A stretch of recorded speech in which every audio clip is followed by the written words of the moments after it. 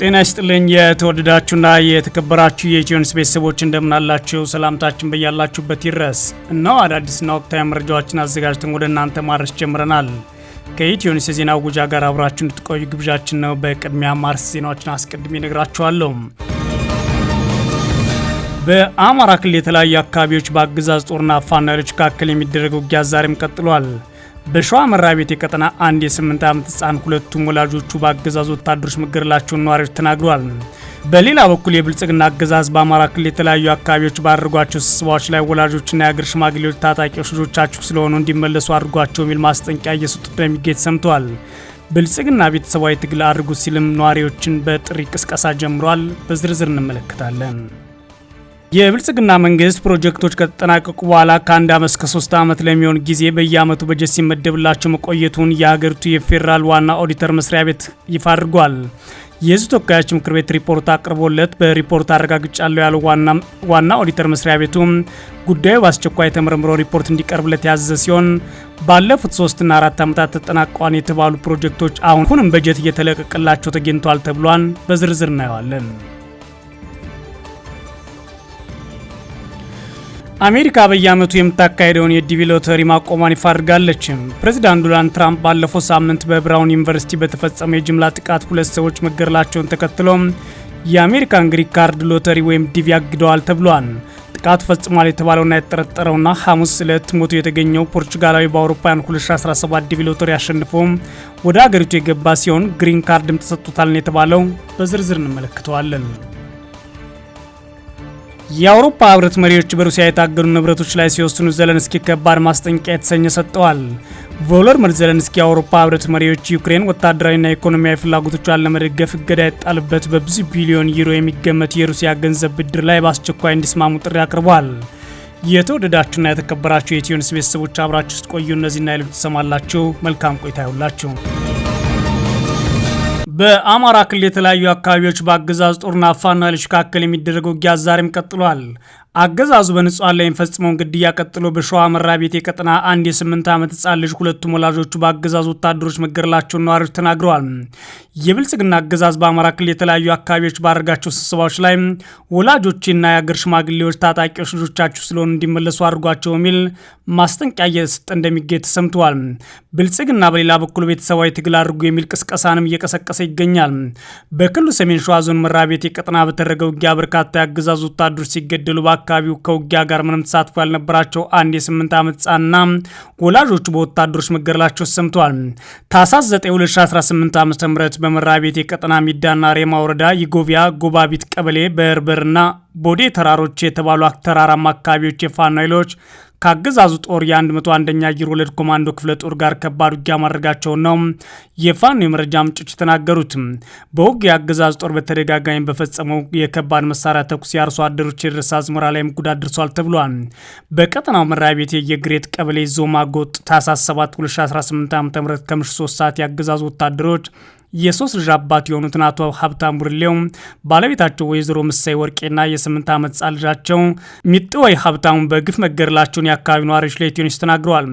የንጹሃኑ ግድያ በአካባቢው ማህበረሰብ ዘንድ ቁጣ መቀስቀሱም ነው የተሰማው። በተመሳሳይ በደቡብ ጎንደር ዞን እስቴ መካነ ኢየሱስ ከተማና አካባቢው በተደረገው ውጊያ ከ50 በላይ የአገዛዙ ወታደሮች የሞትና የአካል ጉዳት ደርሶባቸዋል ሲል የአማራ ፋኖ ብሔራዊ ኃይል ሰሜን አማራ ቀጠና በላይ ዘለቀ እዝ አስታውቋል። የፋኖ ኃይሎች ወደ እስቴ መካነ ኢየሱስ ከተማ በመግባት ውጊያ ሲከፍቱ በሳምንት ጊዜ ውስጥ ለሁለተኛ ጊዜ ሲሆን በዚህም ውጊያ በብልጽግና አገዛዝ በግፍ ታስረው የነበሩ 56 ወጣቶች መለቀቃቸውን ነው አፋባ ያስታወቀው።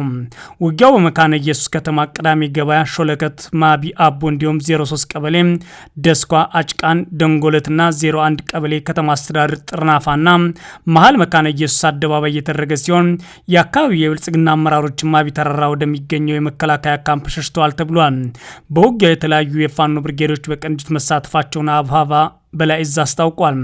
በተመሳሳይ በምዕራብ ወሎ መካነ ሰላም ቀጠናም በአገዛዝ ጦርና ፋኖ ኃይሎች መካከል በተደረገው ውጊያ የአገዛዙ ወታደሮች መገደላቸውን የፋኖ ኃይሎች አስታውቀዋል። በመካነ ኢየሱስ ከተማ ቅርብ ርቀት ቢሊ የተባለ አካባቢ በተደረገው ውጊያ ሰብአዊ ጉዳት መድረሱም ተሰምቷል። የፋኖ ኃይሎች ውጊያ ያደረጉት ከአገዛዙ ጦር ሰሜን ምስራቅ ዕዝ 801ኛ ኮር 45ኛ ክፍለ ጦር ጋር መሆኑን በመግለጽ በውጊያው አንድ የአገዛዙ የሻለቃ አዛዥ ጨምሮ 15 ወታደሮች ተገድለዋል ሲሉ አስታውቀዋል።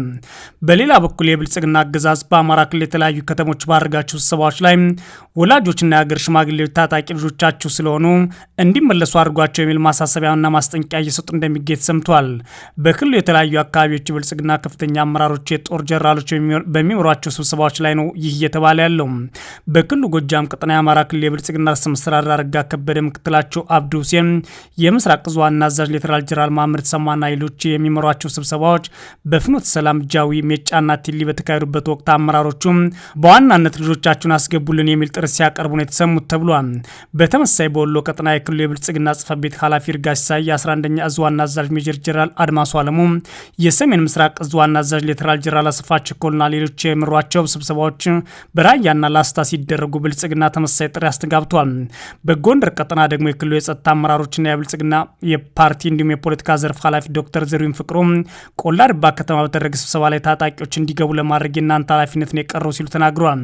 ብልጽግና ሰሞኑን በበርካታ አካባቢዎች እያደረጋቸው በሚገኙ ስብሰባዎች ላይ የነማስረሻ ሰጤ ምሳሌ በማንሳት መንግስትና ፋኖ ተደራድረዋል፣ የቀሩት የእናንተ ልጆች ደግሞ መክራቸው አስገቡ በሚል ቅስቀሳ ማድረግ ይህን የማታደርጉ ከሆነ እርምጃ ወስዳል ሲል እያስጠነቀቀ እንደሚገኝ ነው ከስብሰባዎች የወጡ መረጃዎች የሚያመለክቱትም። የመጨረሻ ትግል የምናደርገው የሃይማኖት አባቶችና የሀገር ሽማግሌዎች የሚያደርጉት ንግግር፣ የሚያደርጉት ድርድር፣ የሚያደርጉት ውይይት ተማምነው በሰላም ማስገባት ነው።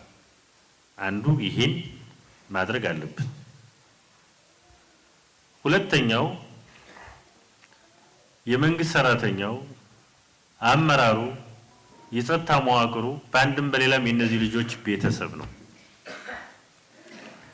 የመጨረሻ ቤተሰባዊ ትግል ተደርጎ በቀጥታም ይሁን በተዘዋዋሪ ንግግርና ውይይት ተደርጎ እናንተ የመንግስት ሰራተኞች፣ አመራሮች፣ የጸጥታ መዋቅር አካላት ወደ ጫካ የወጡትን ቤተሰቦቻችሁን ማምጣት የግድ ስለሚል ትልቁ ተልዕኮ የተሰጣችሁ ለእናንተ ነው። የብልጽግና አስተዳደር ፕሮጀክቶች ከተጠናቀቁ በኋላ ከ1 እስከ 3 ዓመት ለሚሆን ጊዜ በየዓመቱ በጀት ሲመደብላቸው መቆየቱን የፌዴራል ዋና ኦዲተር መስሪያ ቤት ካቀረበው የኦዲት ሪፖርት ያረጋገጠው የሕዝብ ተወካዮች ምክር ቤት ጉዳዩ አስቸኳይ ተመርምሮ ሪፖርት እንዲቀርብለት አዟል ተብሏል። የብልጽግና ሕዝብ ተወካዮች ምክር ቤት የመንግስት ወጪ አሰራርና ቁጥጥር ጉዳዮች ቋሚ ኮሚቴ በአገራዊ ልማት ፕሮጀክቶችና የክትትልና ቁጥጥር ስርዓት ላይ የፌዴራል ዋና ኦዲተር ያካሄደውን የክዋኔ ኦዲትና በኦዲቱ የተገኙ ክስተቶችን መሰረት አድርጎ ጉዳዩ ከሚመለከታቸው የፕላን ልማት ሚኒስቴር ከፍተኛ አመራሮች ጋር ባለፈው ሐሙስ ታህሳስ 2 ቀን 2018 ዓ.ም ውይይት ሲያካሄድ ነው የተሰማው።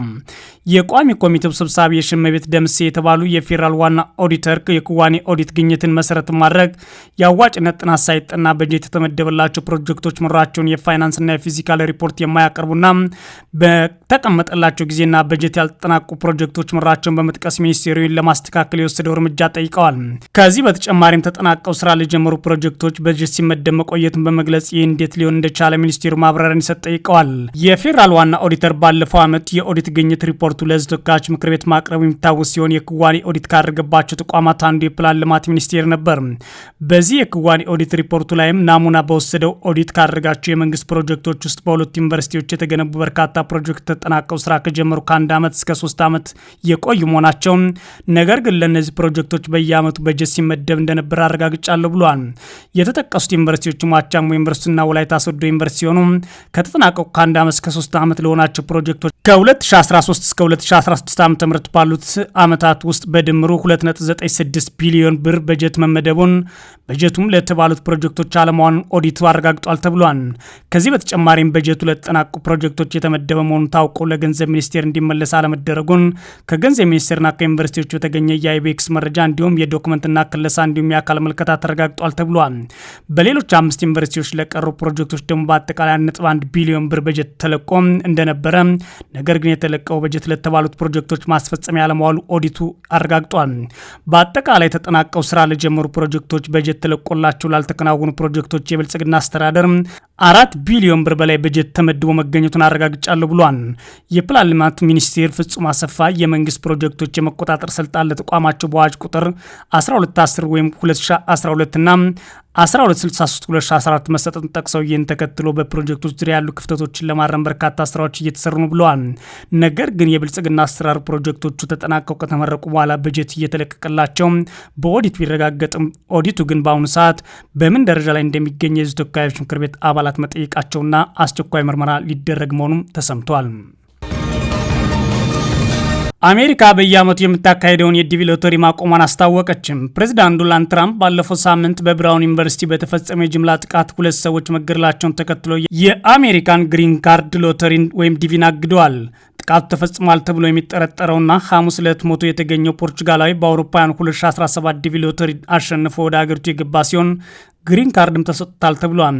የአገር ውስጥ ደህንነት ሚኒስትር የሆኑት ክሪስቲና ናውም በዚህ አስከፊ ፕሮግራም አሜሪካውያን ከእንግዲህ እንዳይጎዱ ለማረጋገጥ በሚል ትራምፕ በሰጡት መመሪያ መሰረት የቪዛ መርሃ ግብሩ ለጊዜው እንዲቋረጥ ተደርጓል ብለዋል። የአሜሪካ ባለስልጣናት ተጠርጣሪው የ48 ዓመቱ ክላውዲዮ ኔቭስ ላቫንቴ በዚህ ሳምንት መጀመሪያ ላይ የማሳቹሴት የቴክኖሎጂ ተቋም ፕሮፌሰር ሆኖ ሉሮኖምን ገድሏል ብለው እንደሚያምኑ ተናግረዋል። የዲቪ ሎተሪ ፕሮግራሙ በአሜሪካ በስደተኞች በቂ ድርሻን ላላገኙ ሀገራት ዜጎች በየዓመቱ 50 ሺህ ቪዛዎችን ይሰጣል። ይህ ደግሞ የአሜሪካ ዜግነትን ለማግኘትም በርክፋች ነበር ይላል ቢቢሲ። ኖም በማህበራዊ ሚዲያ ላይ ትራምፕ ቀደም ሲል በኒውዮርክ ከተማ 8 ሰዎች በጭነት መኪና ተገጭተው ከተገደሉ በኋላ ፕሮግራሙን ለማስቆም ታግለዋል ብለዋል። ኖም እንዳሉት የኡዝባኪስታን ተወላጅ የሆነው ሳፋሎም ሳፓቮ የኢስላሚክ ስቴት ደጋፊ የሆነና ለተፈጸመው ጥቃት በርካቶች የዕድሜ ልክ እስራት የተፈረደባቸው ግለሰብ በዲቪ አንድ ፕሮግራም መሰረት ወደ አሜሪካ ገብቷል ብለዋል። ኃላፊያ የፕሮግራም መቋረጥ ይፋ ያደረጉት የብራውን ዩኒቨርሲቲ ጥቃት ፈጻሚ ነው የተባለው ኔቭስ ቫላንቲን በሳሌም ኒው ሃምፓቫየር በሚገኝ መጋዘን ውስጥ ሞቶ ከተገኘ ከጥቂት ሰዓታት በኋላ ነው።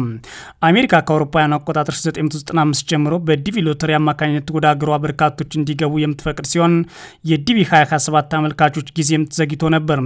የዘንድሮ አመልካች $1 እንዲከፍል ይደረጋል ተብሎ የነበረ ቢሆንም ከተለመደው የማመልከቻ ጊዜ ስለዘገየም ሆነ ስለ ክፍያው በይፋ የተነገረ ነገር አልነበረም። ፕሬዚዳንት ዶናልድ ትራምፕ ወደ ስልጣን ከመጡ ጊዜ ጀምሮ ወደ አሜሪካ የሚገቡ ስደተኞች ቁጥር ለመቀነስ የተለያዩ እርምጃ ወስደዋል። በአገሪቱ ውስጥ የሚገኙ ሰነድ አልባ ስደተኞችን ወደ መጡበት ለመመለስም ትኩረት አድርገው እየሰሩ ነው ይላል ቢቢሲ። ባለፉት ሳምንታት አንድ የአፍጋኒስታን ስደተኛ በዋሽንግተን ዲሲ 2 የአሜሪካ ብሔራዊ ዘብ አባላት በጥይት ተኩሶ አንዷን ከገደለና ሌላኛውን ካቆሰለ በኋላ የትራምፕ አስተዳደር ከ19 ሀገራት የመጡ ስደተኞች የመኖሪያና የስራ ፍቃድ ላይ ዳግም ፍተሻ እንደሚያደርግም አስታውቋል። የአውሮፓ ህብረት መሪዎች በሩሲያ የታገዱ ንብረቶች ላይ ሲወስኑ ዘለንስኪ ከባድ ማስጠንቀቂያ መስጠታቸው ተሰማ። ቮሎዲሚር ዘለንስኪ የአውሮፓ ህብረት መሪዎች የዩክሬን ወታደራዊና ኢኮኖሚያዊ ፍላጎቶችን ለመደገፍ እገዳ የጣለበትን በብዙ ቢሊዮን ዩሮ የሚገመት የሩሲያ ገንዘብ ብድር ላይ በአስቸኳይ እንዲስማሙ ጥሪ ያቀረቡ። ዩክሬን ያላት የገንዘብ ክምችት እየተመናመነ ሲሆን በሚቀጥሉት ጥቂት ወራት ተጨማሪ ገንዘብ ወደ ኢኮኖሚያ የማይገባ ከሆነ የድሮን ምርት መቀነስ ይኖርባታል ሲሉ ዘለንስኪ ተናግረዋል። በአውሮፓ ህብረት ውስጥ ያለው አብዛኛው የሩሲያ $245 ቢሊዮን የሚያወጣ ሀብት በቤልጂየም በሚገኘው ዩሮክሊር ድርጅት የተያዘ ነው። እስካሁን ድረስ ቤልጂየም እና ሌሎች አንዳንድ አባል ሀገራት ገንዘቡ እንደ ካሳ ብድር መጠቀም እንደሚቃወሙ ተናግረዋል። ሩሲያ የአውሮፓ ህብረት መሪዎች ገንዘቧ እንደማይጠቀሙ አስጠንቅቃለች።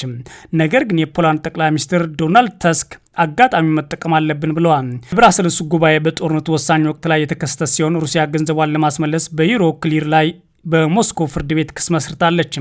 ዘለንስኪ ዩክሬን በሚቀጥለው ዓመት በእርግጠኝነት ከ45 እስከ 50 ቢሊዮን ዩሮ በጀት ጉድለት ያጋጥማታል ብለዋል።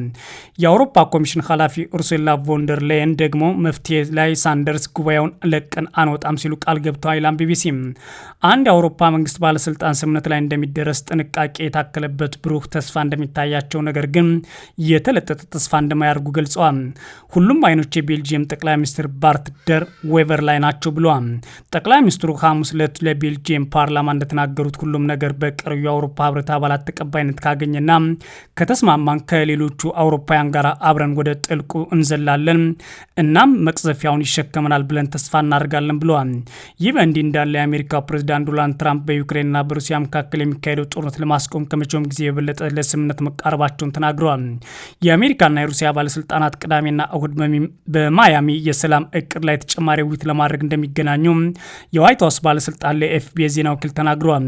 የክሬምሊን ልዑክ ኪሪል ዲሜትሪቭ ከትራምፕ ልኡካን ስቲቭ ዊትኮፍና ጃሬድ ኩሽነር ጋር በማያሚ እንደሚነጋገሩ ይጠበቃል። የዩክሬን ባለስልጣናትም ወደ አሜሪካ እያመሩ ነው ተብሏል። በብራስልስ የሚገኙት ፕሬዚዳንት ዘለንስኪ ኪየቭ ጦርነቱ ከቀጠለ ጦሯን ለመደገፍ ወይም ሙሉ በሙሉ ለመልሶ ግንባታ ለማዋል ገንዘቡ እንደሚያስፈልጋት ተናግሯል። የሞራል ጉዳይ ነው፣ ፍትሐዊ ነውና በብዙ ባለሙያዎች የተረጋገጠ ይላሉ። ሩሲያ ለአዲሱ የሰላም ሀሳብ እስካሁን ምላሽ አልሰጠችም።